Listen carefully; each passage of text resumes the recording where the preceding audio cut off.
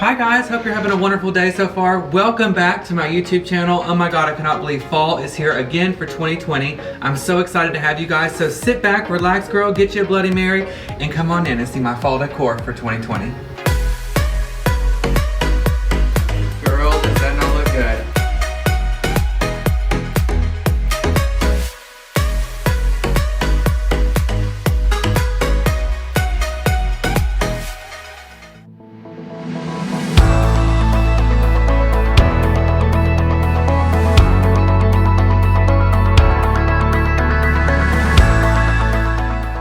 So now that we have made it inside, y'all, the first place that you see when you walk in my home is of course my entryway. I always like to do something fun and decorative for the entryway to kind of set the tone for the whole entire house. So one thing that I wanted to do this year in my decorating scheme or theme, that did make sense. I don't know why I said that. We're gonna keep going though. One thing that I did this year in my decorating theme was try and do something fun and decorative and beautiful for fall with glitter accents, but also put in the spooky factor as well. One thing Josh and I talked about that we've really wanted to do over the years in our home is to decorate for Halloween. But girl, you know I love Christmas and I put it up so early due to my decorating installs that I thought, you know what, we're gonna decorate in July this year, which by the way, if you guys decorate in June or July or August early for Halloween, make sure you leave your comments down below in the feedback because I'd love to know what you guys do for Halloween. So we started in June, or maybe it was July. We started off slow and we kind of put our theme together. So one thing I love at Christmas is of course Department 56 Christmas Villages. So over the past year, I've been trying my hardest to get a little bit at a time. So Josh didn't see the bank account and passed out, girl. So I got a little bit at a time. I got a lot of villages for the built-ins, which you guys will see here in a minute, and I really wanted to make that in there something spooky. So to kind of offset that and contrast really well, I just did a simple entryway this year. I left my two lamps there, the same lamps I have all year long. I put a decorative wreath on the mirror behind me in a simple arrangement that I actually taught my group members how to make in Dylan's Divas. So let me know what you think about the entryway this year. Kind of toned down, but I'm ready for you guys to see the rest of the house.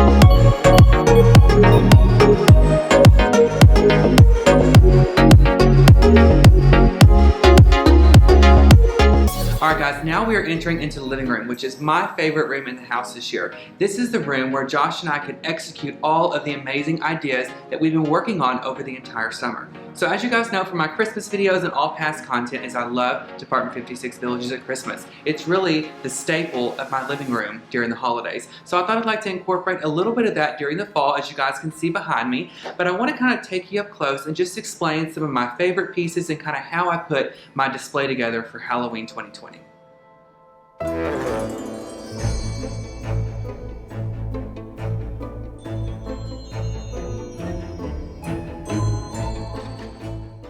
So guys, I wanted to take you close up into my bookcase here and showcase all of the fabulous villages that I've been collecting over the year. Also, I want to have Philip, he's going to end this video, do a flashback, guys, of my Christmas village just to show you how I transitioned everything from start to finish. So, one thing I wanted to do, because this was Halloween of course, is I wanted to make it kind of spooky. I wanted to have a black or dark background. So what I did is I went to a craft store and I found me some actually decorative wallpaper that I actually used Scotch tape, double-sided tape, and I put on the entire backdrop of my built-ins, which it's got like a damask on it, which you guys will see once he gets up closer. But once I had that on there, that kind of set the tone for the entire thing.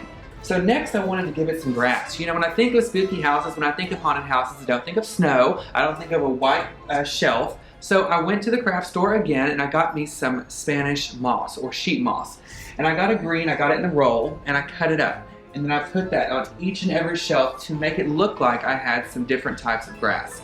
Then I put all the villages in, the accessories, the bottle brush trees, the maple trees, the accessories that go with the village, but it still wasn't spooky enough. And I felt like I could make a bigger mess. So I went back to the craft store and got some moss, some Spanish moss that's real messy. You can put it everywhere. And as you guys are gonna see, I kind of have that hanging in different pieces of my garland. I have it on the corners of the shelves, and that's a great way, a great element on how you can hide. That didn't make sense. So let's back up just a little bit.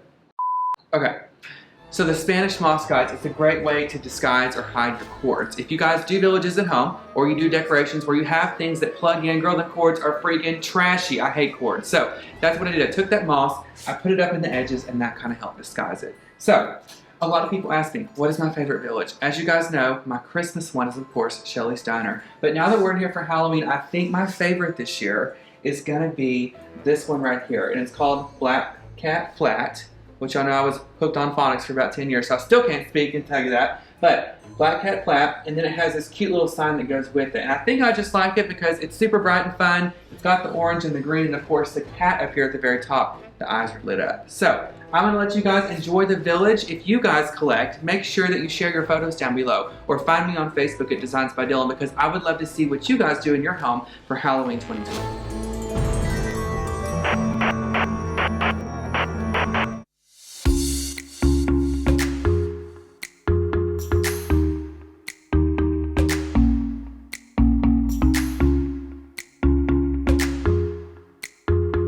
So right next to the bookcase, guys, are the built-ins, I have my mantle. And of course, to me, that kind of sets the tone for the whole entire living room. So what I decided to do this year was do a beautiful decorative garland just straight across the mantle, but still incorporate those spooky elements that I have in my other parts of my display. So for example, I have the Spanish moss here. I've got different elements in here. I've got these twinkle lights, which I will pin down below in the description, guys, but they're fairy lights. They twinkle, they stay on, they flash. So I put those in there just for a spooky element also. And I also added some decorative ribbon, maybe 3 or 4 different types. I like to have a mixture of fall, autumn, even though it's the same thing, and Halloween all in my garland. So once I got that up there, I thought, what are we gonna put up there on top of the mantle? I don't know about you guys, but I have freaking cords. Listen, can we talk really quick?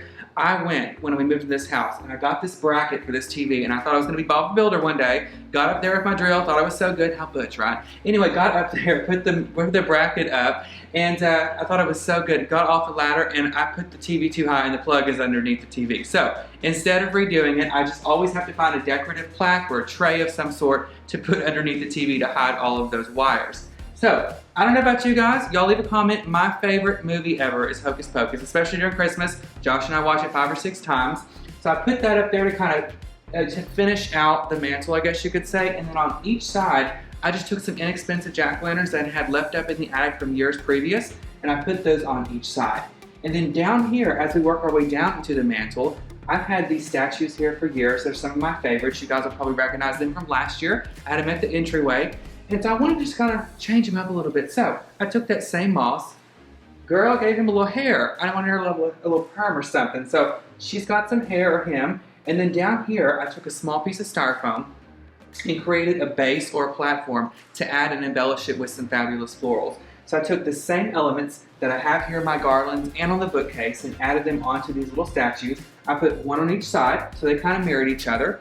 And then right here, I wanted to look at something else. So I just took another sign, left over from years previous, took some more of that moss and kind of offset it on each side. But therefore, when you step back away from this and check out the whole entire room, you guys can see those same components, the moss, the greenery, the leaves, the lights, the decorative ribbon. I have the fairy lights. I tried to incorporate a little bit of everything in all of the garlands, so therefore it all matched.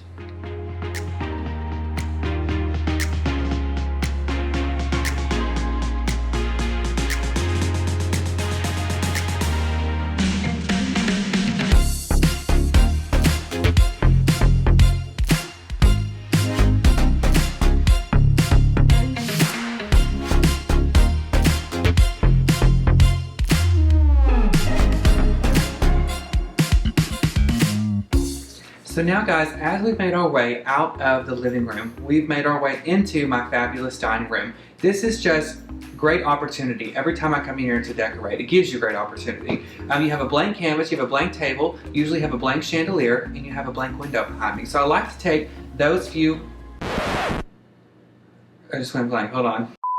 I like to take those few areas and really focus on the decor there.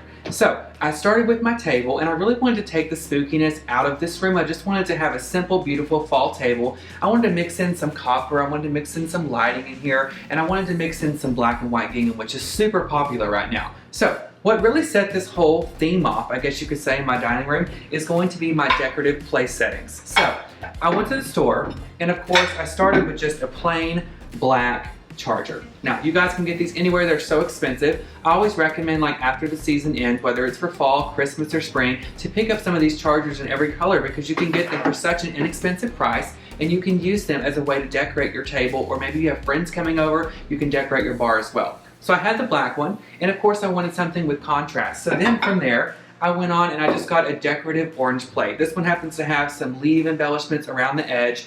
And then as you guys can see, once you lay it on that black, it really stands out. And this black is also going to give you some black that's in the gingham ribbon. So then I needed one more salad or dessert plate, because girl, you know I need a salad.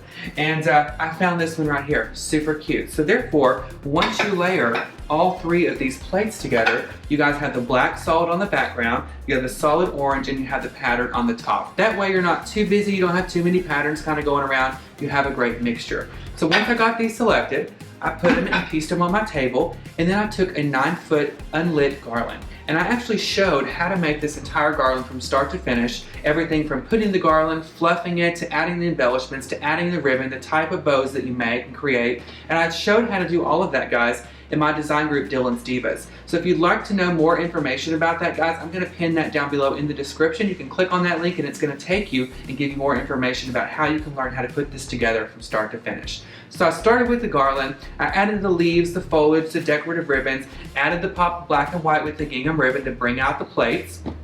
And then I wanted some things around here to give me some more light and some height. So right here, this is gonna be a little behind the scenes moment for you guys. I have just a simple hay bale, and I decided not to take the plastic off because that makes a mess and you really can't see it.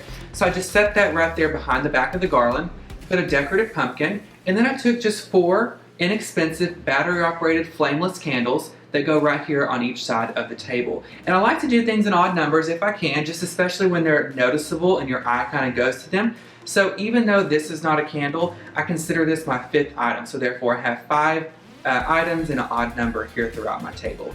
So once I got that done, I wanted to just do something simple on my chandelier. As you guys probably know from seeing my previous videos, a chandelier is a great opportunity to decorate also. So I took just a plain 10-inch pumpkin, styrofoam. It's lightweight, it's easy. If it falls out of there, honey, y'all know Stella. If she jumps up there for some reason and it falls out, it's not gonna break. And then I took some of the same foliage, put that underneath it just to create a little bit of color and excitement up there in the chandelier. And then to finish off this room, without doing too much, I want to kind of keep it simple in the backdrop, I just put one of my designer wreaths back here. I hung it on a piece of that decorative ribbon that matches the table. Therefore, everything in here kind of has that black and white running throughout.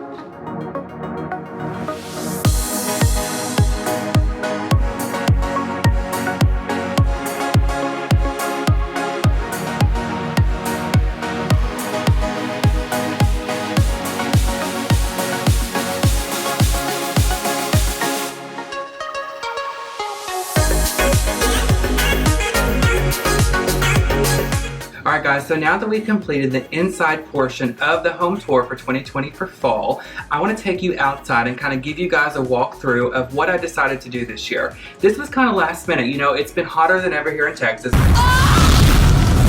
We've had a pandemic going on, and I just didn't want to get out here and sweat to death while putting up my fall decorations. So about a week or so ago, we had a little cool front, and I thought I would take advantage of that cool weather. So I got out here, I put up my garland, and I decided to go a totally different direction than what I did last year. So last year, as you guys probably remember, I did browns and greens and sages and leopard, and I decided, you know what, let's go more traditional out here, but add a pop of color. So I just went with a simple, beautiful fall garland, but I used teal to kind of offset all of that orange. So I found the fabulous teal pumpkins, which you guys will see up close as I weave those throughout. And I found this fabulous plaid ribbon that had a little bit of teal in there. And then I found one that had a little bit of copper glitter. Therefore, I can still have the glitter, because you guys know I love glitter, but not too much. So that's what I decided to do on the door. I made a wreath that kind of matched with the same ribbon, same elements, but put a little bit of Halloween and a little bit of black and white, just to kind of make it a little bit more fun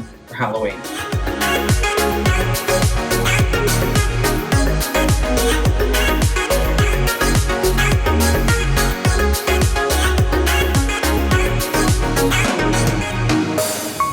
So after I got done designing my door, guys, for fall, I really wanted to carry out that same theme here on my front porch. So I just have a small porch in front of my house. I had this navy rug left over from the spring and summer season. So I took a decorative garland similar to what I did last year, which you guys can go back and check out that video. But I have a garland, I redid it, I added in the same turquoise pumpkins, but I wanted a little bit of Halloween fun at the same time. Last year I put out these black decorative trees. I've done that for a couple years, but I just wanted to tone it down a notch this year and apply my Halloween aspect a little bit differently. So what I decided to do is kind of mirror the window by using some oversized, really beautiful scarecrows. I wanted to add some Halloween touches by adding fun pillows in my chair, which another tip for you guys, get on Amazon, girl. I was gonna buy some Halloween pillows and they were like $20 to $25 a pillow. These are my spring pillows, which I went on Amazon, I bought some removable covers, and that's all this is. So I put those decorative pillows there, and then another Halloween thing is I added in this fun jack-o'-lantern here. On the top up there, I used it because it's styrofoam, and I attached the same florals in the top of the pumpkin. And then if you notice up close on my garland, guys, I have little decorative signs that kind of bring out the Halloween touches as well. So guys, I hope you enjoyed this video this year. I know I did. I had so much fun decorating for Halloween and fall, something that I haven't done in this magnitude in a really long time. So if you guys want to learn more information about how to put together some of the things that you see here in my house, you want to join my monthly design group, Dylan's Divas. So in my group, guys, I teach the principles and elements of floral design. I cover everything from color selection, floral selection, insertion points, height, width. All of those components I cover in my group, guys. I give 4 videos per week that are live, that are interactive, that you guys can ask your questions that I can help you with. I also give 1 pre-recorded, produced video per month that explains all of the ins and outs of floral design as well. So girl, I hope you enjoyed yourself. Make sure you hit that bell at the top, honey. Give yourself a notification. Hit that red subscribe button. I would love to have you and give you guys a notification every time I upload a new video here to YouTube. You guys can follow me on Facebook at Designs by Dylan, and my website is dylanpalmerdesigns.com, where you guys can find products that you see here in my house where you can put together your own displays, or you can purchase pre-made wreaths, garlands, and floral designs on there as well. So guys, before we ended the video, I wanted to give you guys an update on our fur babies around here. So last September, I believe, we got horrible news that our dog Molly, which she was our lab, our yellow lab, she got diagnosed with bladder cancer. So we held on as long as we could, but right after Christmas, we had to say goodbye to her. But I tried all year long. I was trying to, that was Josh's baby, so we were taking our time. We wanted to find another great member to our family, especially because of Stella. She was super sad. She missed her sister. So we found Dolly finally. Isn't it crazy, Molly and Dolly? But here's a fun fact. We have Stella, which is our standard poodle, and who knew that Dolly Parton has a sister named Stella? So it just worked out. So we have Stella and we have Dolly here, so we welcomed her into our family probably like 3 months ago or so. She's been great. Stella and her are best friends, but I wanted to give you guys an update here on YouTube of our babies. Come here, Stella, and say hi. We still have Stella, honey. She's around here going like crazy and getting into everything, of course. And right now she's got her nails painted red. She's ready for the holidays. Ooh, honey, get out of there. This ain't that kind of video.